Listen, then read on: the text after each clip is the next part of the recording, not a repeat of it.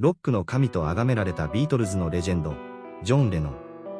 でも実は、アメリカから追放寸前だった。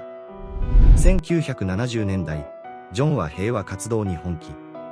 ベトナム戦争に反対し、若者に政治に参加しろ、と呼びかける。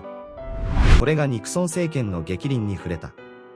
FBI は、こいつ、選挙を妨害する気だな、とガチ監視開始。